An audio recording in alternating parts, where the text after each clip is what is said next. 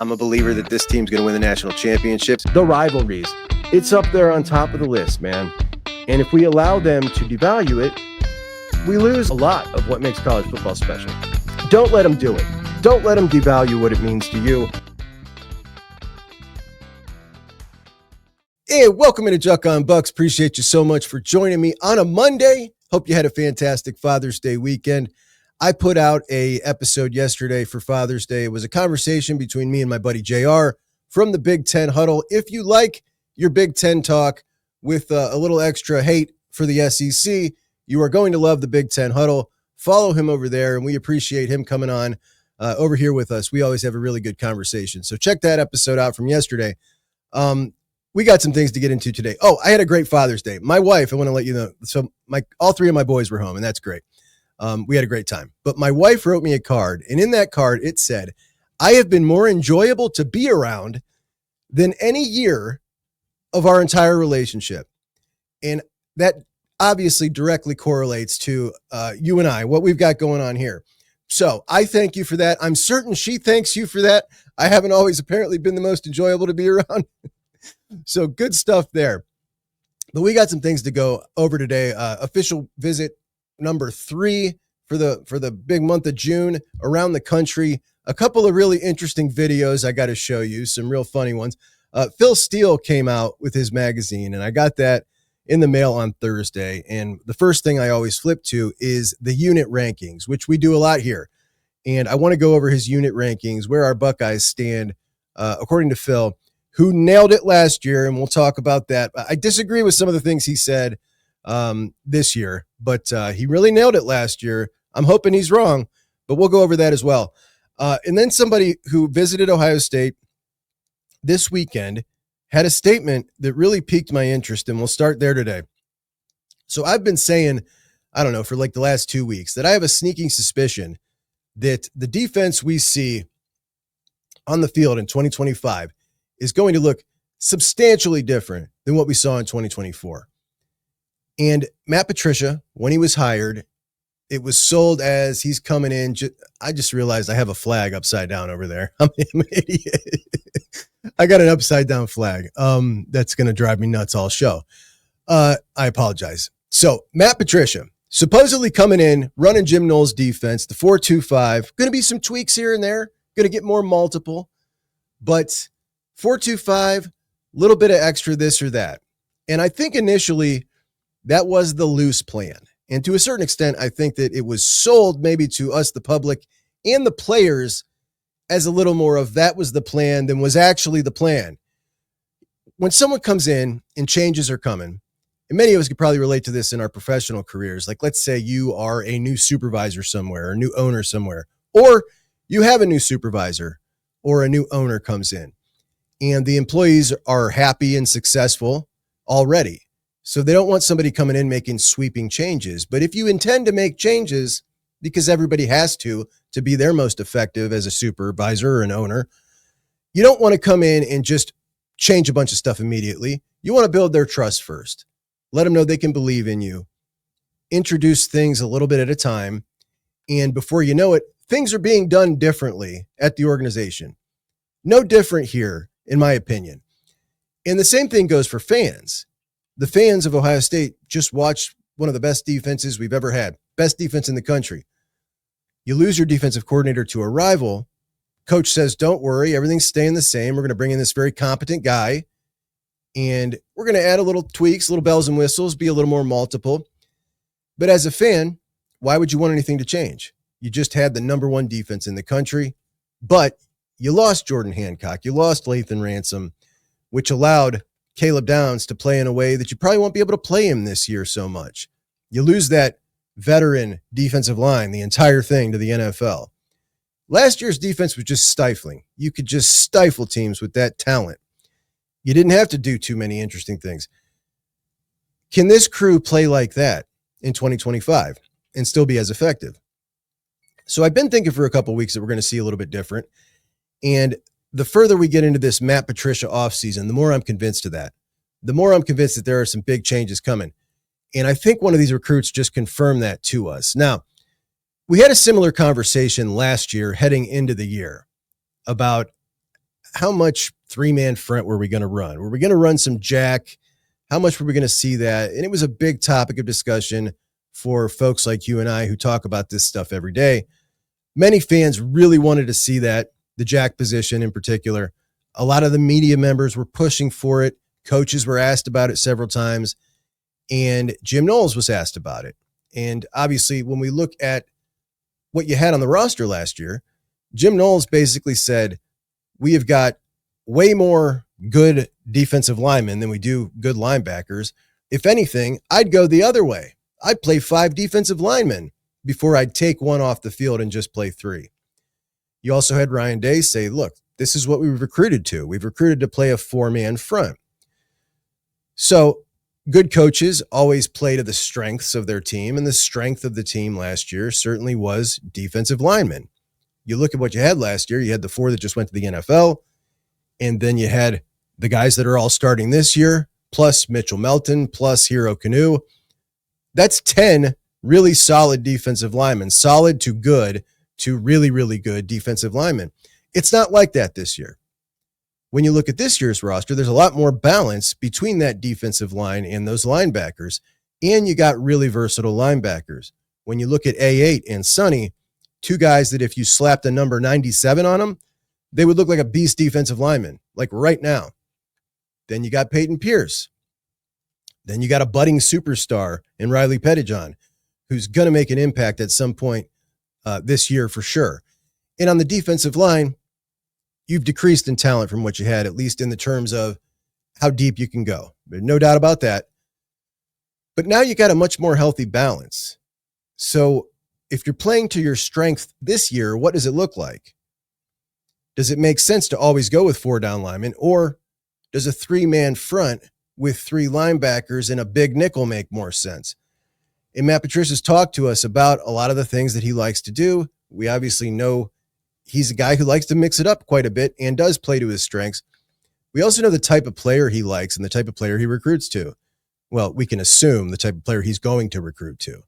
I've been thinking about this, and this weekend, I want to talk about what one of these recruits said that came out of this weekend about a conversation he had with Larry Johnson, and I think that it's really eye-opening. But first, I want to go back last year to the recruitment of Justin Hill. Justin Hill, out of Ohio, a kid last year who just Winton Woods kid, just a dog, Jermaine Matthews' buddy, 6'4", 240. He was a top 50 overall player, and he rushed the passer in high school. That's what he did, and he was good at it. He's long, fast, just a total dog. Ends up going to Alabama. But while he was being recruited to Ohio State, Laurinaitis and Knowles were selling him on being the jack. Outside linebacker type, rush the quarterback, play a little linebacker, be able to cover, a versatile player that gets moved all around, and he's a flashy player. It's a fun position. It's a position that those kind of guys, and what I mean by those kind of guys is that build, that 6'4", 230-pound alien that is crazy athletic, the kind of guy that is, in my opinion, the pound for pound best athlete in football. That type of body, that type of dude, that Arvell Reese, that Sonny Styles. Those guys are rare. You've got a couple of them on this roster right now. Justin Hill was one of them. And that's the position he wanted to play. Didn't want to play defensive end. So Larry Johnson gets in late on that recruitment. They don't bring him in till towards the end for whatever reason. And Larry starts talking about Chase Young to him. Like, turn you into the next Chase Young. It's Larry's go-to line for defensive ends, which was the exact opposite of what he wanted to hear and what he wanted to do. He didn't want to be just a down lineman. He wanted to be a versatile player. And seeing as Ohio State was not playing the jack, couldn't show him that on film, and him reasonably thinking, maybe I come to Ohio State and they never end up putting this position on the field, along with some other things, he ends up choosing Alabama. Now, in regards to playing 3 down linemen as opposed to 4, and I'm not here to rehash the Larry Knowles, was there a rift, yada, yada, yada. But Larry Johnson's not fond of the jack position. That's a fact. Not because it means he can only have 3 down linemen as opposed to 4, but because the jack position specifically pulls off one of his guys off the field. And that is the issue he's always had with it. The issue Larry has is not running a 3-4. It's taking one of his guys off the field. And you heard Larry Johnson say that when asked about the Jack, he wanted nothing to do with it. He pretended like he didn't even understand what the role was. He said, Jack, I don't know. Is he a linebacker? I don't know what he is. Like, it's not in my room. Literally said this after they had played with Jack Sawyer as the Jack. Then this spring, when asked about a rift with Knowles, he said there was no such rift. Everybody thinks I have a problem with a 3-4. I don't have a problem with a 3-4. You can take Kenyatta, stand him up, boom. All of a sudden, you got a 3-4. You know, you don't always have time to take a guy and sub him out off the field. You just take one of my guys, stand him up. And that was always his problem. He's fine with a 3-4 as long as it's one of his guys. And that's all good. That's fine. You can do that. But when you do that, you miss out on those best athletes in football. You miss out on that Justin Hill, that 6'4", 235-pound freakazoid. Unless you get lucky and you happen to raise a couple in the state of Ohio that want to be Buckeyes, like Garville Reese and Sonny Styles. Luckily, we got 2 of them on the roster right now, which takes us to this weekend, past weekend. Jackson Ford, 6'4", 240, same size as Sonny, same size as Arvell, Justin Hill. Not quite the athlete as any of them. Top 300 kid. So he's 6'4", 240, out of Malvern, Pennsylvania. And he is one of the guys that is, on that defensive end board, but down a little lower, not one of the top guys.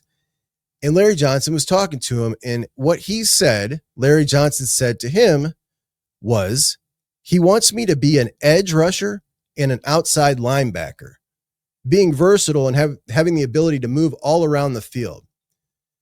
That is not something Larry Johnson says to recruits. That's point blank. He doesn't talk like that. Larry Johnson telling him he wants him to be an edge rusher, outside linebacker, versatile, ability to move all around the field.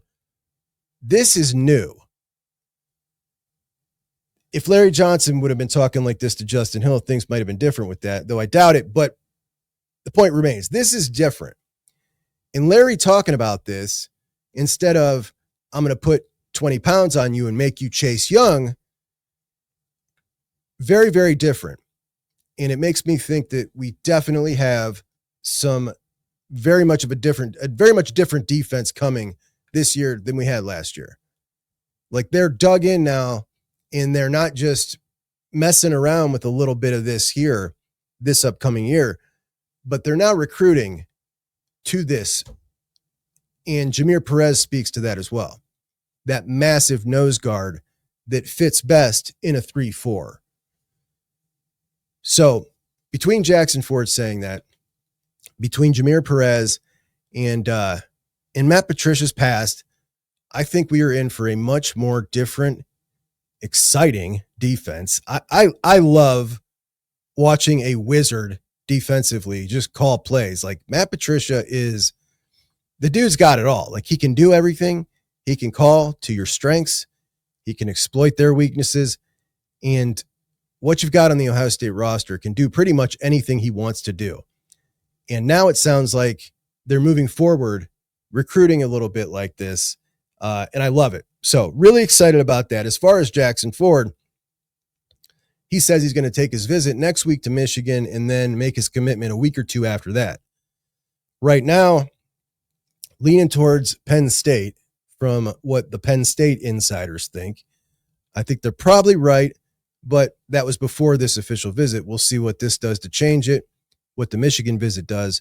Of course, Michigan also gets to get a shot at Carter Meadows. A lot of people think they lead for Carter Meadows. Now, you got Luke Waffle in the mix with Penn State and Ohio State. So we're talking 3 edge rushers that the 3 Big Ten, classic Big Ten beasts are going after. And however this breaks, I sure hope Ohio State gets their fair share of these guys. But Ohio State, Penn State going head-to-head for a lot of guys this cycle, as Penn State has kind of leveled up in, I don't want to say leveled up their targets. The fact is, they've just been kind of fortunate to have these dudes be in the Penn State footprint. Luke Waffle out of New Jersey, Carter Meadows out of D.C. These are areas that Penn State has always recruited. And then Jackson Ford out of Pennsylvania. So guys that Ohio State would have gone after wherever they were in the country, but they happen to be in the Penn State footprint. So we're battling with Penn State. And man, cannot lose out on Carter Meadows and Luke Waffle to Penn State or Michigan or both. Like if you lose one of those to each, oh, that would just be devastating. But you got Matt Patricia. I think he's the ace in the hole. I think he's exciting. I think all these kids are very excited to play for him. And it just seems a little bit different with him on the trail. It certainly was for Kari Wilder. So anyway, more multiplicity coming. We're going to see a much more multiple defense. Going to play to our strengths, which this year is our linebackers. You got A8, man. Cannot wait to see that dude unleashed. That's what it's all about. Unleashing that strength, that crazy freak athlete who hits like a truck. It's going to be great. And we're going to talk about those defensive units and those offensive units in a minute here. But a few guys did not end up making their visits over the weekend, and I want to talk about them for a second. So Sam Rosenberg, offensive lineman out of Florida, top 200 overall kid, ended up going to Texas. And he was scheduled to go to Ohio State, went to Texas instead. Not sure if he's going to reschedule next weekend for the final official visit. Then, oh my gosh, Texas. I might as well just show you this now. So Texas last year, out in front of for their official visit weekends, out in front of their indoor facility, they lined up like 10 Lamborghinis. And it was so obnoxious. They're revving the Lamborghinis as the dudes are walking in. They're taking pictures by them. It was just so corny. And then they end up signing the number one class.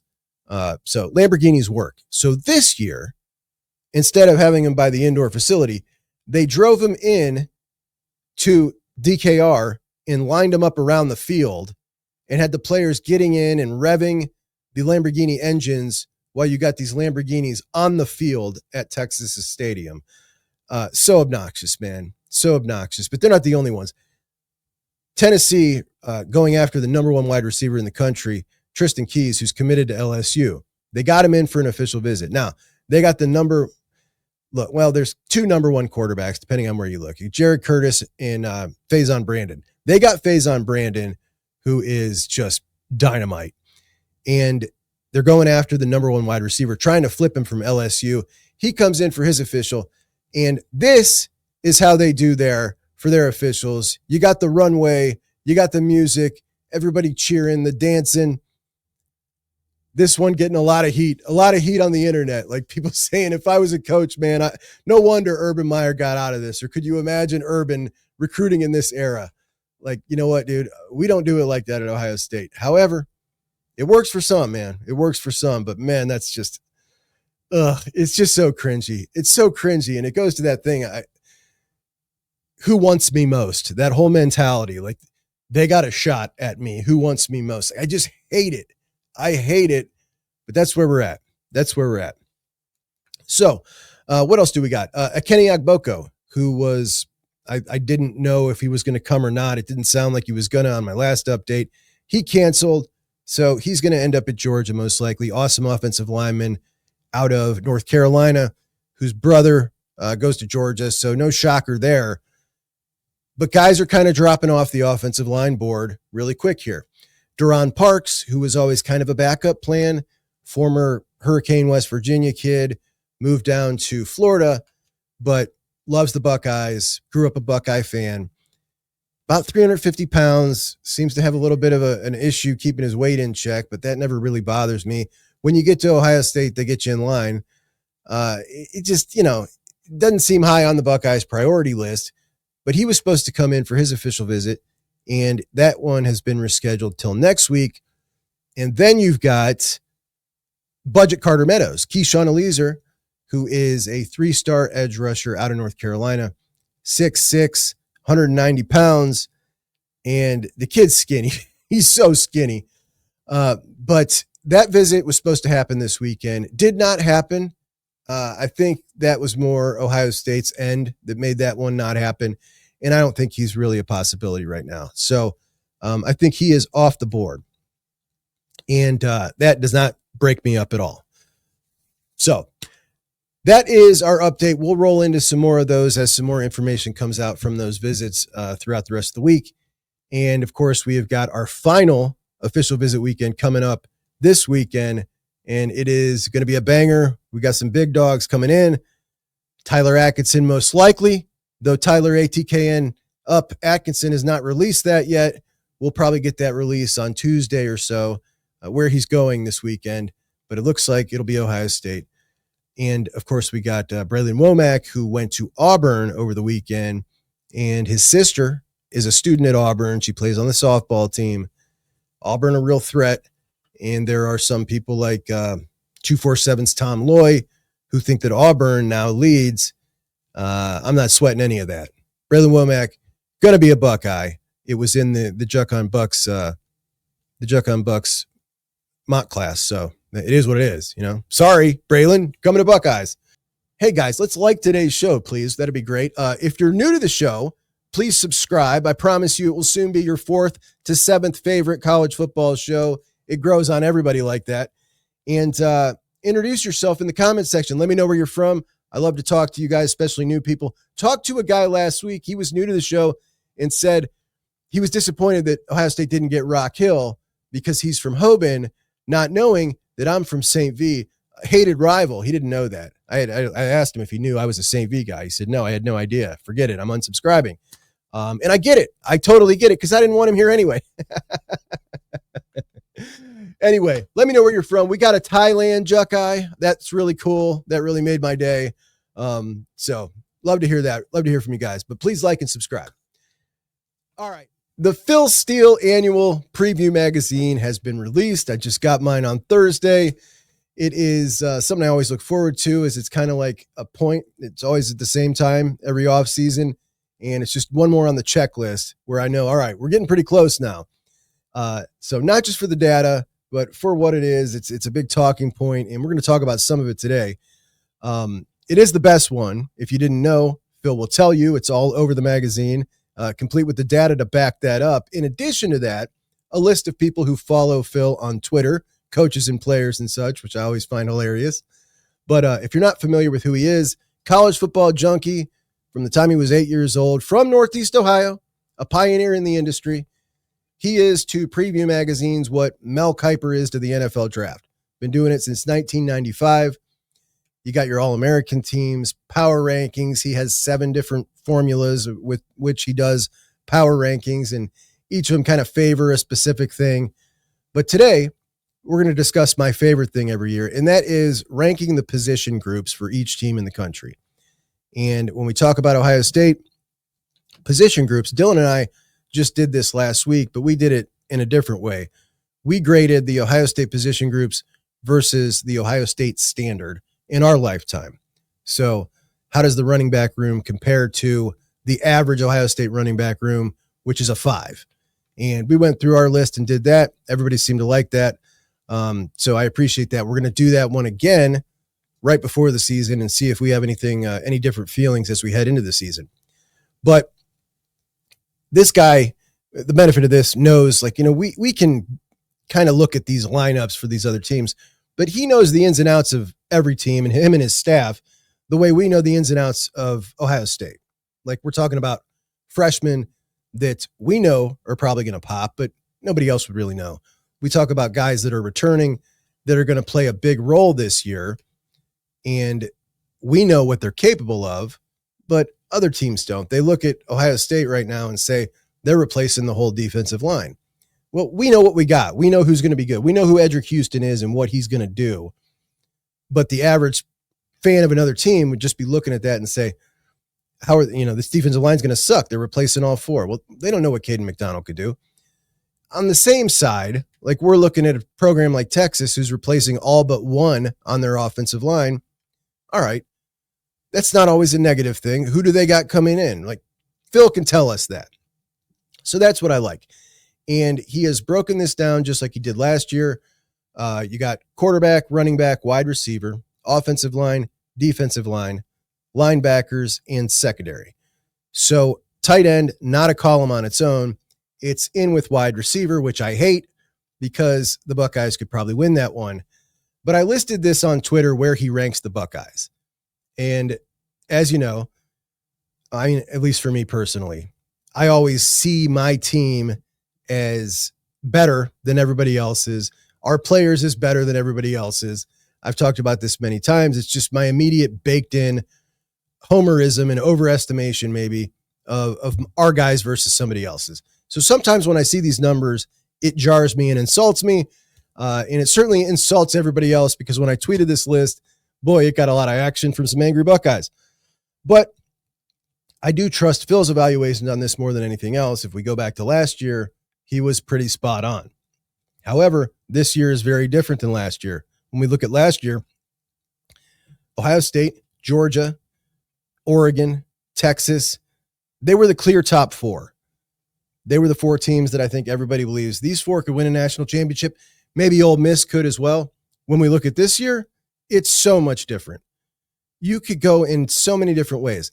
You could go Ohio State, Texas, Clemson, Oregon, Penn State, LSU, Alabama.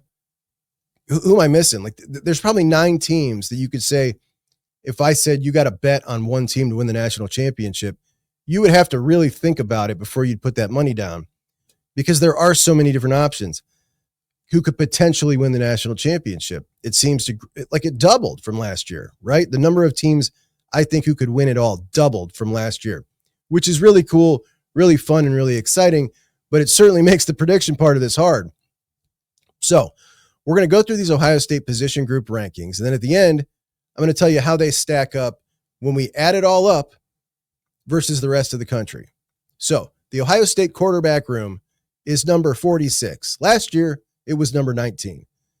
Now, keep in mind, he's factoring in the entire room here, and nobody in the Ohio State quarterback room has started a game yet, and really, they haven't really played much at all. So it's understandable why they would be so low. Obviously, it's not going to look like that. I'm sure if you ask Phil, okay, what's it going to look like middle of the season, he's not going to say 46. But that's where we start out for the quarterback room. Clemson, number 1 with Cade Klubnik. LSU, number 2 with Garrett Nussmeier. Number 3, Arch Manning in Texas. Arch with 2 starts, 934 yards, 66% completion percentage, 9 touchdowns, 2 picks, 4 rushing touchdowns. He's the total package, including more mobility than his uncles. Those are Phil's words, not mine. So Arch in Texas at number 3, Ohio State at number 46. That I got a little bit of an issue with. Then he's got Penn State at number 4, South Carolina and Lenoris number 5, Virginia Tech at number 6, Arizona State number 7, Oklahoma number 8, Miami number 9, Florida and DJ Lagway number 10. Now, the Arch and the DJ Lagway thing, obviously they both played a little bit last year, DJ more than Arch, and they're both projected to be really, really good. But at the same time, when I look at Julian Sayin, projected to be the same, and it's just like, I know he didn't play, but, I don't know. I guess Ryan Day hasn't even named him as the official starting quarterback, so how mad can I be? But to put him at 46 when those guys are in the top 10 just doesn't feel quite right. Anyway, that irritated a whole lot of Buckeye fans. But let's move on to running back. Last year, the Buckeyes were number 1, obviously. This year, number 15. And I can understand that. The data supports that when we look at CJ and Peoples from last year and CJ's whole career. But both of these guys in a better situation. CJ Donaldson, the best he's ever looked. The spring game, he was moving in a different way than when you look at his West Virginia film. Totally different. Looks really exciting now. And he's clearly very talented. James Peoples, 7 more pounds of lean muscle. We know how much talent he has. We got to see it, though. His numbers last year, it doesn't look like, okay, this is a guy who's guaranteed to be a star. If you're just looking at numbers and analytics, and that's what this guy's looking at. So I can understand why they're 15. They'll finish higher than that. And he's not factoring in Bo Jackson. He wouldn't know the first thing about Bo Jackson at this point, other than he's a highly rated freshman coming in. If either of these guys ends up struggling or not producing like Ohio State thinks, Bo's going to eat some of those carries, and Bo, to me, is the most talented back in that room right now. Faster than both, stronger than at least one of them, and that's going to be fun. So they're number 1, Penn State, Notre Dame, Texas, Louisville, Oklahoma, Bama, Minnesota, Texas A&M, Georgia, Michigan. All right, let's move on. No tight end, as we said. However, Max Clare is ranked the number 2 tight end in the country in his tight end rankings. So the Buckeyes are going to miss out on that number 2 tight end room. It might be the number 1 room when you factor everything else in. 2 wide receiver. Last year, Ohio State was number 3 entering the season. Obviously, everybody anticipated a lot from Jeremiah. Nobody anticipated he would be the best player in football, but the Buckeyes clearly finished number 1 last year, enter number 1 this year. Couple surprises in this top 10. Well, in the top 11. Penn State's the number 11 wide receiver room in the country. So they bring in Trevor Pena, Kyron Hudson, Devontae Ross out of Troy. Good quality wide receivers, none of them a superstar, and playing in their first year together. That seems like a pretty steep projection to just go ahead and throw those 3 bodies together and say, all right, they're the number 11. So a little bit of an issue with that. Then we got Clemson, LSU, at number 1, at number 2 behind Ohio State, Clemson, LSU, Bama, Texas, Auburn, Texas Tech at number 7, then Georgia at number 8, Indiana 9, Oregon at number 10. That's with Evan Stewart. Now they don't have him. This was done before Evan Stewart went down with his injury. On the offensive line, where do you think you'd put the Buckeyes? Last year they were at number 12, so it can't be better than that, right? Penn State's number 1, just 1 new starter on their offensive line. Clemson's number 2, and Penn State and Clemson are peppering this list. Notre Dame number 3, Texas A&M returns all 5 starters. They're number 4. Then you got Florida, Miami, Utah, Iowa, Alabama, and Oregon round out the top 10, and the Buckeyes number 13. So just 1 spot lower than last year when you had Josh Simmons and Donovan Jackson, 2 very high picks coming into the season. You returned your right tackle in Josh Fryer last year, and you brought in a veteran center from Alabama. Phil says OSU will look different, but still terrific up front. The room is loaded. Powerful Tegra Shabola is set to rise after earning 4th team All Big Ten. NFL-ready Ethan Onyanwa was a key portal pickup from Rice. If there was a guy I was going to say was going to rise, I wouldn't have picked Tegra, but okay, I'll take it. Let's head over to the defensive side of the ball. Ohio State last year had the number 1 defensive line in the Phil Steele rankings. The top 3 this year, you got Oklahoma number 1. Almost everyone's back from that unit that allowed just 3 yards a carry. At number 2, Clemson again. Penn State number 3. Dudes are all over the place, man. Notre Dame number 4. Michigan number 5. Alabama number 6. Texas Tech number 7. Iowa number 8. Iowa going to be solid in the trenches. If this quarterback Gronowski is worth his weight, we might be thinking Iowa might be a little better than I was expecting here. Number 9 is Texas. Number 10 is Florida. Tied at number 12, the 2 top dogs in college football, Georgia and Ohio State. So the Buckeyes defensive line, a respectable 12. Phil Steele says Larry Johnson is the dean of defensive line coaches. On the outside, Kenyatta and Caden have patiently waited their turn.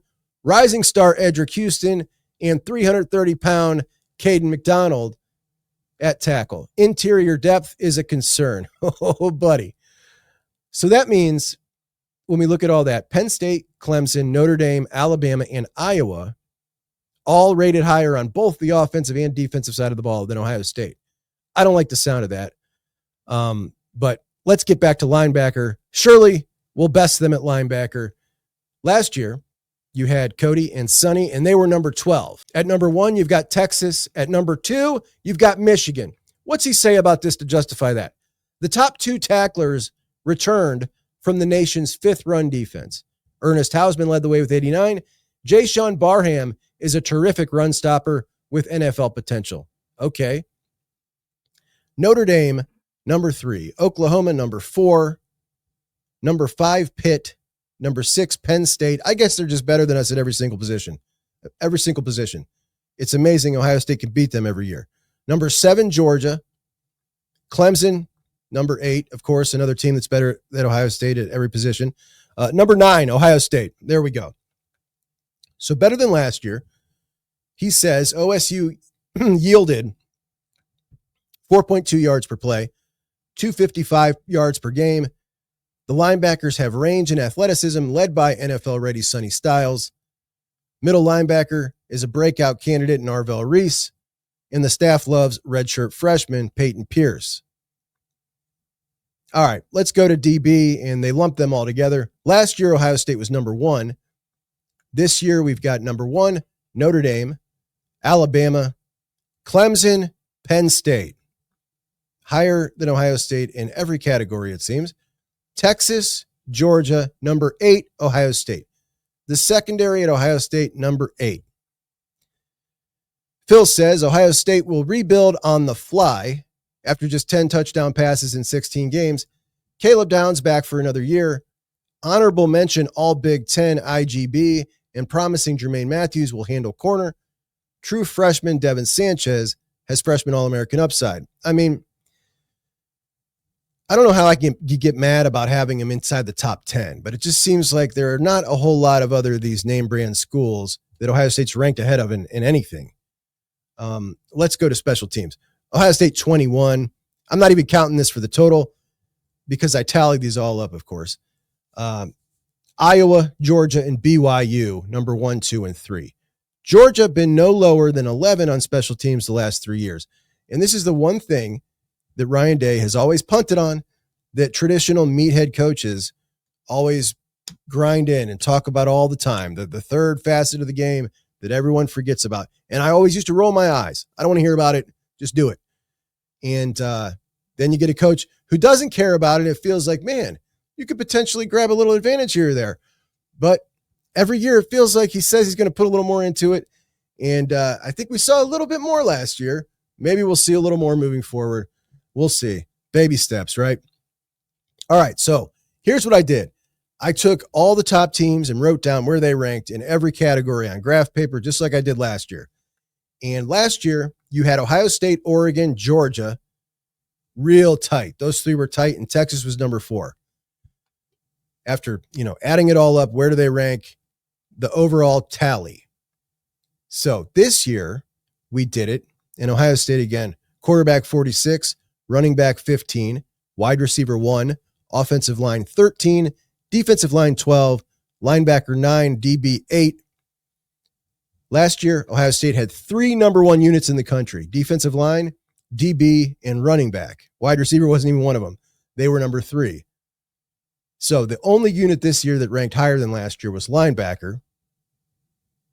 The team that looks like Ohio State looked like last year is Penn State. They finished number 1. Quarterback 4, running back 1, wide receiver 11, offensive line 1, defensive line 3, linebacker 6, DB 4. That is stellar. Behind them, Clemson number 2, Texas number 3, then a gap.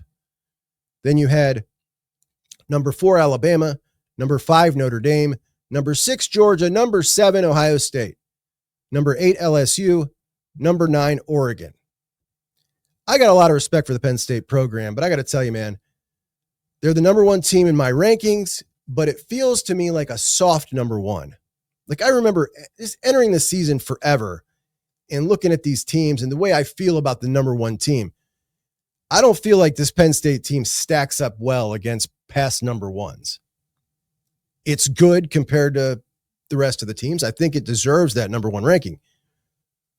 But if you're telling me now I got to pick the Ohio State Penn State game, I'm picking Ohio State. I don't know how many teams it's just like, it doesn't feel like a powerful juggernaut type of team, even though I can't disagree with the majority of these rankings for those positions for Penn State. If you're listening on podcast, please do me a favor and drop me a 5-star review. And I'm sorry that you can't see this because I've got a snazzy new graphic on my screen here. What do you guys think? Thanks to my buddy JR, who helped me through this on the phone, how to do this. And, I figured we'd give it a try. Does it look too, I don't know. Does it look trashy? Does it look junky? Does it look like I did it? I mean, I did, but I don't want it to look like I did it. Let me know, guys. I got like 5 different ones. I worked on it for like 4 hours doing these things. Takes me a long time, but now that I know, it'll be faster next time. Anyway, that's our show today. I appreciate you guys so much. Tomorrow, we go over 5 Buckeyes that are do or die, man. Do or die Buckeyes. It's now or never for these ones. We'll talk about them tomorrow. I'll talk to you then. JUCK and Bucks out.